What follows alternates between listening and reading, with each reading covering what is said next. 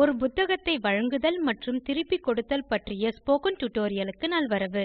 இந்த டியூட்டோரியலில் நாம் கற்கப்போவது அனைத்து பயனரின் தகவல்களை கொண்டு வருதல், ஒரு புத்தகத்தை வழங்குதல், ஒரு புத்தகத்தை திருப்பிக் கொடுத்தல். இங்கு நாம் பயன்படுத்துவது உபுண்டு பதிப்பு 1204, நெட்பீன்ஸ் இடே 7.3, ஜேடிகே 1.7, ஃபயர்பாக்ஸ் வெப் browser 21.0. உங்களுக்கு விருப்பமான எந்த வெப் browserஐயும் பயன்படுத்தலாம். இந்த டியூட்டோரியலை தொடர உங்களுக்கு தெரிந்திருக்க வேண்டியவை ஜாவா Servletகள் மற்றும் JSPகளுக்கான அடிப்படை, கையிருப்பு பட்டியலை உருவாக்குதலும் காணுதலும். இல்லையெனில் அதற்கான டுடோரியல்களுக்கு எங்கள் இணையதளத்தை காணவும். முன் டியூட்டோரியலில் அட்மின் செக்ஷன் எவ்வாறு வேலை செய்கிறது என பார்த்தோம். இங்கே இந்த டியூட்டோரியலில் அட்மின் செக்ஷனுக்கு மேலும் செயல்பாடுகளை சேர்த்திருக்கிறோம். எனவே browserக்கு வருவோம். அட்மின் ஆக லாகின் செய்வோம். அட்மின் செக்ஷன் பேஜ் ல் லிஸ்ட் யூசர்ஸ் மற்றும் செக்கவுட் அல்லது ரிட்டர்ன் புக் என மேலும் இரு தேர்வுகள் இருப்பதை காணலாம். இப்போது IDEக்கு வருவோம். adminsection.jsp ல் மேலும் இரு ரேடியோ பட்டன்கள் இருப்பதை காணலாம். லிஸ்ட் யூசர்ஸ் க்காக ஒன்று, செக்கவுட் அல்லது ரிட்டர்ன் புக் க்காக மற்றொன்று. இப்போது browserக்கு வருவோம். லிஸ்ட் யூசர்ஸ் க்கான ரேடியோ பட்டன் மீது கிளிக் செய்வோம். First name, surname, age, gender மற்றும் யூசர்நேம் போன்ற அனைத்து தகவல்களையும் இது கொண்டுள்ளது. ஏற்கனவே உள்ள இரு தேர்வுகளைப் போன்றதே இதன் படிகளும். அவற்றை முன் டியூட்டோரியலில் பார்த்தோம். இப்போது அடுத்த தேர்வு செக்கவுட் அல்லது ரிட்டர்ன் புக் மீது கிளிக் செய்வோம். புத்தகத்தை புதுப்பிக்கவும் திருப்பிக் கொடுக்கவும் நம்மை அனுமதிக்கும் ஒரு பார்ம் ஐ பெறுகிறோம். இப்போது அதற்கான கோடு ஐ காண்போம். IDEக்கு வருவோம். செக்கவுட் அல்லது ரிட்டர்ன் புக் மீது கிளிக் செய்தோம். எனவே menu selection is equal to checkout book. இந்த படிகள் லிஸ்ட் புக்ஸ் க்கு நாம் பார்த்தது போன்றதே. ஆனால் இங்கே ரெக்வெஸ்ட் டிஸ்பேச்சர் ஐ பயன்படுத்தி checkoutஜேஎஸ்பி க்கு ரிக்வெஸ்ட் ஐ பார்வார்ட் செய்கிறோம்.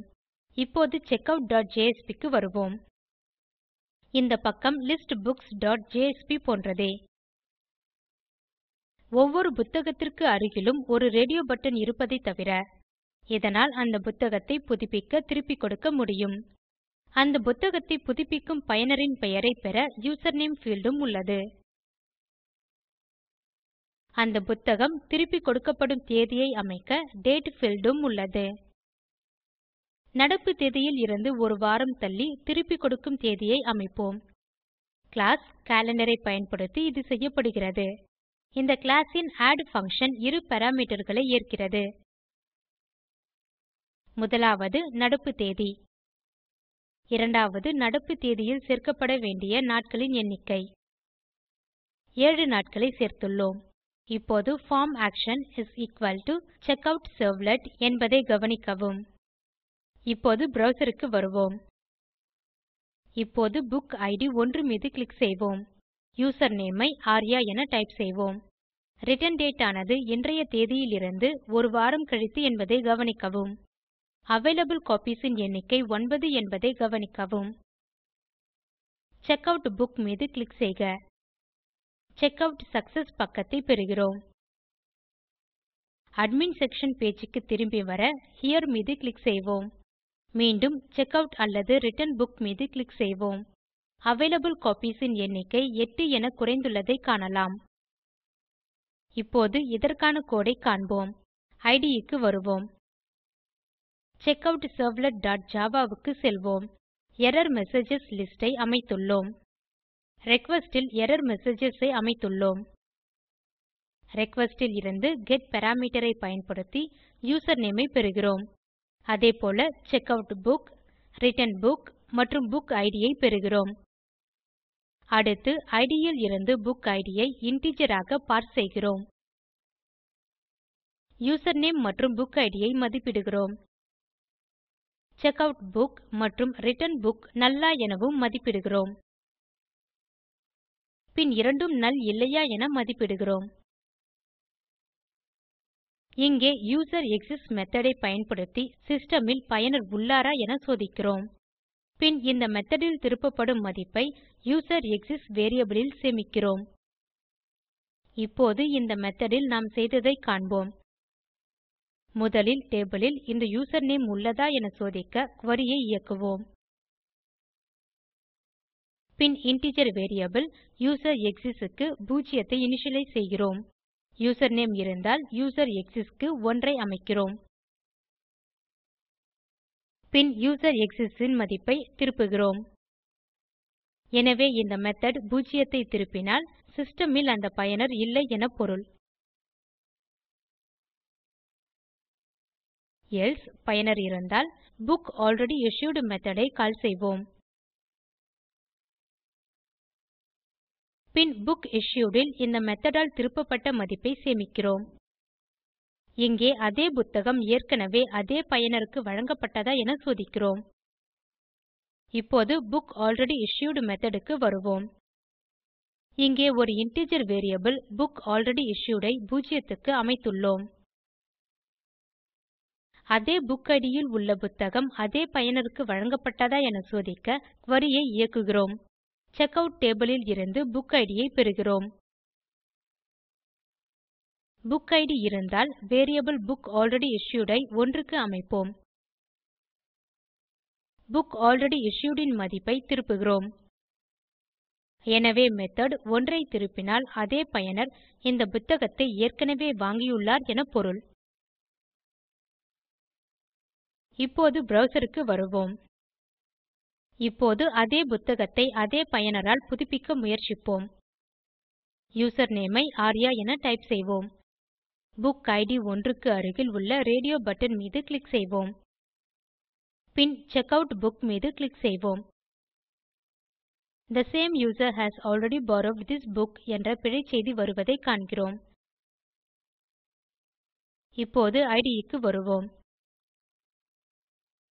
சிஸ்டம் இல் பயனர் இருந்து செக்கவுட் புக் நல் இல்லையெனில் செக்கவுட் மெத்தோட் ஐ கால் செய்கிறோம். இந்த மெத்தோட் இல் நாம் செய்வதை காணலாம். இங்கே இந்த இட் க்கான அவைலபிள் காப்பீஸ் ஐ பெறுகிறோம். இதை புக்ஸ் டேபிள் இல் இருந்து பெறுகிறோம்.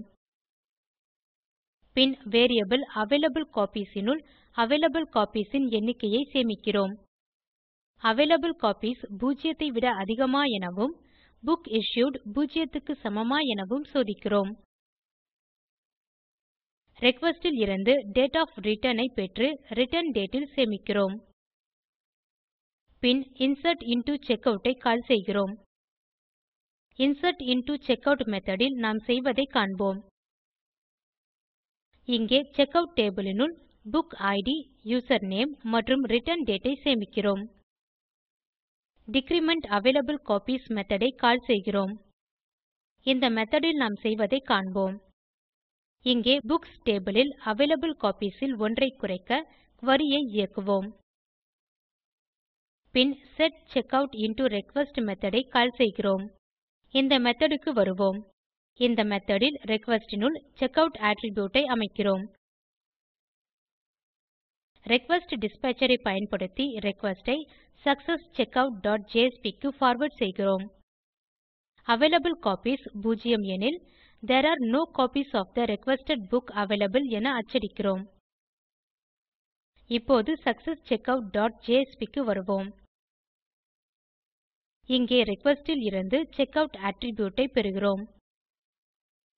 பின் வெற்றிகரமாக புதுப்பிக்கப்பட்டதனால் வெற்றி செய்தியை காட்டுகிறோம். நீங்களே வெவ்வேறு பிழைகளை முயற்சித்து பார்க்கலாம். இப்போது அந்த புத்தகத்தை திருப்புவோம். எனவே ப்ரவ்சர் க்கு வருவோம். புக்கிட் 1 மீது கிளிக் செய்து யூசர்நேம் ஐ ஆர்யா என டைப் செய்வோம். பின் ரிட்டர்ன் புக் மீது கிளிக் செய்வோம். புத்தகம் வெற்றிகரமாக திருப்பிக் கொடுக்கப்பட்டதாக வெற்றி செய்தியை பெறுகிறோம். மற்றொரு செக்கவுட் அல்லது ரிட்டர்ன் க்கு ஹெரே மீது கிளிக் செய்க. எனவே அட்மின் செக்ஷன் பேஜ் க்கு வருகிறோம். செக்கவுட் அல்லது ரிட்டர்ன் புக் மீது கிளிக் செய்க. அவைலபிள் காப்பீஸ் இன் எண்ணிக்கை 1 அதிகரித்திருப்பதை காணலாம். இதற்கான கோடு ஐ காண்போம்.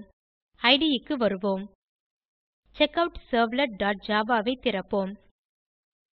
யூசர் எக்ஸிஸ்ட் 1 க்கு சமமா எனவும் ரிட்டர்ன் புக் நல் இல்லையா எனவும் சோதிப்போம். பின் ரிட்டர்ன் புக் மெத்தோட் ஐ கால் செய்வோம். இந்த மெத்தோட் க்கு வருவோம். இங்கே இந்த புக் இட் க்கான டோட்டல் காப்பீஸ் மற்றும் அவைலபிள் காப்பீஸ் ஐ புக்ஸ் டேபிள் ல் இருந்து தேர்ந்தெடுக்கிறோம். டோட்டல் காப்பீஸ் மற்றும் அவைலபிள் காப்பீஸ் ஐ டோட்காப்பீஸ் மற்றும் அவைல்காப்பீஸ் ல் சேமிக்கிறோம். பின் டோட்டல் காப்பீஸ் ஐ விட அவைலபிள் காப்பீஸ் அதிகமா என சோதிக்கிறோம். ப்ரவ்சர் க்கு வருவோம். இப்போது பயனரால் வாங்கப்படாத புத்தகத்தை திருப்புவோம். யூசர் நேம் ஐ மதுசெயின் என டைப் செய்வோம். புக் இட் 1 மீது கிளிக் செய்க. பின் ரிட்டர்ன் புக் மீது கிளிக் செய்க. நாம் பெறும் பிழைச்செய்தி the given user has not borrowed this book. இப்போது இட் க்கு வருவோம். இங்கே புக் இஷ்யூட் 1 க்கு சமமா என சோதிக்கிறோம். பின் ரிமூவ் ப்ரோம் செக்கவுட் மெத்தோட் ஐ கால் செய்கிறோம். இந்த மெத்தோட் க்கு வருவோம். இங்கே அந்த புத்தகத்தை திருப்பியிருக்கும் என்ட்ரி ஐ செக்கவுட் டேபிள் ல் இருந்து நீக்க குரி ஐ இயக்குகிறோம். பின் இன்கிரிமெண்ட் அவைலபிள் காப்பீஸ் மெத்தோட் ஐ கால் செய்கிறோம். இந்த மெத்தோட் க்கு வருவோம். இங்கே அவைலபிள் காப்பீஸ் ல் 1 அதிகரிக்கிறோம். புக்ஸ் டேபிள் ல் அப்டேட் செய்ய குரி ஐ இயக்குகிறோம். பின் செட்ரிட்டர்ன் இன்டோ ரிக்வெஸ்ட் மெத்தோட் ஐ கால் செய்வோம். இந்த மெத்தோட் க்கு வருவோம். இங்கே ரிக்வெஸ்ட் னுள் ரிட்டர்ன் புக் அட்ரிபியூட் ஐ அமைக்கிறோம். பின் ரிக்வெஸ்ட்டிஸ்பேச்சர் ஐ பயன்படுத்தி சக்செஸ் ரிட்டர்ன் பேஜ் ஐ பார்வார்ட் செய்கிறோம். சக்செஸ் ரிட்டர்ன் பேஜ் ஆனது சக்செஸ் செக்கவுட் பேஜ் போன்றதே. இப்போது ப்ரவ்சர் க்கு வந்து லோகின் பக்கத்திற்கு வருவோம். விசிட்டர்ஸ் ஹோம் பேஜ் என்ற ஒரு இணைப்பு உள்ளதை காணலாம். அனைத்து புத்தகங்களின் பட்டியலை நாம் பெறுகிறோம் என்பதை காணலாம். எனவே இந்த டுடோரியலில் நாம் கற்றது அனைத்து பயனர்களையும் பட்டியலிடுதல், ஒரு புத்தகத்தை கொண்டு வருதல், ஒரு புத்தகத்தை திருப்பிக் கொடுத்தல். ஸ்போக்கன் டியூட்டோரியல் திட்டம் பற்றி மேலும் அறிய இந்த இணைப்பில் உள்ள காணொளியைக் காணவும். இது ஸ்போக்கன் டியூட்டோரியல் திட்டம் பற்றி சுருங்க சொல்கிறது. உங்கள் இணைய இணைப்பு வேகமாக இல்லையெனில் அதை தரவிறக்கி காணவும். ஸ்போக்கன் டியூட்டோரியல் திட்டக்குழு செய்முறை வகுப்புகள் நடத்துகிறது. இணையத்தில் பரீட்சை எழுதி தேர்வோருக்கு சான்றிதழ்களும் அளிக்கிறது. மேலும் தகவல்களுக்கு contact@spoken tutorial.org க்கு மின்னஞ்சல் எழுதவும். ஸ்போக்கன் டியூட்டோரியல் பாடங்கள் டாக் டு எ டீச்சர் திட்டத்தின் முனைப்பாகும். இதற்கு ஆதரவு இந்திய அரசு துவக்கிய MHRD இன் ICT மூலம் தேசிய கல்வித்திட்டத்தின் வழியே கிடைக்கிறது. மேலதிக தகவல்களுக்கு spoken tutorial.org/nmeict-intro.